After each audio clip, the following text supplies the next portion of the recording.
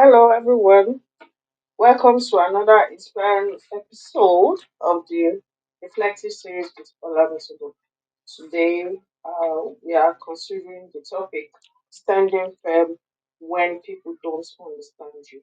So, in our reflective section today, we'll look at what it means to stand firm when people don't understand you, why misunderstanding us, an example to encourage us, why misunderstanding happen, and how to stand firm.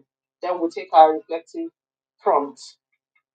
So let's look at what it means. There are moments in your journey where your path will not be understood. Your decision may be questioned, your silence may be misinterpreted, and sometimes the people closest to you will not get it. But being misunderstood is one of life's silent but inevitable tests. It does not always mean you are wrong, often. It means you are growing, you are shifting, and seeing beyond what others can yet perceive. The courage to be misunderstood is about learning to stand in your own convention without needing anyone's applause. So, why does misunderstanding hurt? One, it hurts because it feels like rejection. Number two, it feels like invisibility. You are trying to speak, people are not listening, people don't understand what you're saying, and you feel like you are invisible. Then, lastly, it feels like you are defending yourself against accusation. It's like you are trying to prove your worth. You are trying to make people see reason or be convinced to applaud you for what you are about to do. I know that the human heart craves validation, but if your peace depends on everyone understanding you, then it means you are living in chains. Let's take, for example, Noah. Let's use Noah as an example of courage. God told Noah to build an ark, even though there was no sign of rain or flood. He told his neighbors. To his neighbors, they felt he was wasting his time. Uh, they, they must have mocked him, look at him as someone that has lost his mind because there was no rain in sight, there is no flood. Why are you building a boat on a dry land? They see him as he's making a fool of himself. But what did Noah do? Noah did not waste his time explaining to these people, neither did he abandon the project God has committed into his hand. And this is courage. This simply tells us that no matter what, to achieve our visions and our goal, we don't need people's approval. Even when what you are trying to achieve does not make any sense, you still have the courage to go ahead and pursue your dream. So what happens when we are being misunderstood? Why are we being misunderstood? Number one thing is we are being misunderstood because we are viewing things with different lenses. If I'm trying to tell someone I'm trying to achieve this thing and the person is not reasoning with me, it's because we are viewing it from two different angles, which is mostly common to human. And number two, we are we are in an unfamiliar territory. Number three, there's a growth gap between us. That is, someone must have leveled up and they are not understanding what you are trying to achieve.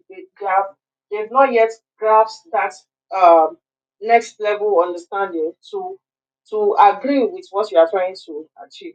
Then sometimes is the way we communicate. We communicate this, they hear a different thing. So this often affects us because we are not communicating very well. Then how do we stand firm in the face of all this? Number one, I said anchor your why or know your why. So why are you doing this? Why are you trying to achieve this particular goal? For example, Noah on his own built the ark because of obedience, because he simply wants to obey God. And he wasn't building it for applause, because if he were to be building it for applause, people did not support him, they make a mock of him, and because of that, he could have abandoned the project. But because he's been obedient to God, he see it that this is God telling me to do this thing, so I must obey. Then he carried on. Number two, build quietly. You don't need people uh, to approve you, to applaud you before you start building.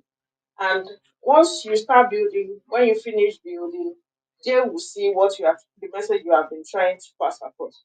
Number three, let time vindicate you. With time, people will come to understand the message you are trying to pass across. Number four, choose peace over approval. Don't wait for approval. Don't wait for anybody to validate you. So far, your heart is in tune with what you want to achieve. You're at peace with it. You will go for it. And lastly, find a safe voice. Find a safe voice. A safe voice are people that encourage you, people that support you to achieve your goal. Just like Noah, his family supported him, uh, and because of that, he was able to achieve his goal. So surround yourself with those that fuel your courage, not those that will give you a thousand reasons why you shouldn't do what you are doing. So, this understanding is not a verdict of your words, and approval is not proof of your obedience. Sometimes laughter is just kindness, not wisdom. No matter how much you are mocked, no matter how much people don't believe in you, keep doing what you know how to do best. And lastly, we take our reflective prompts. We have three reflective prompts. And number one says, who has misunderstood me most in this season, and why do I still crave their approval? Number two, what arc am I building right now that others cannot yet see the value of? Number three, how much of my energy is wasted explaining instead of building? So, my final parting word to you is, if you believe in it, go for your dream. Remember that history remembers the builders, not the mockers. So hold this in your heart as you go about fulfilling your dream. See you again in the next episode.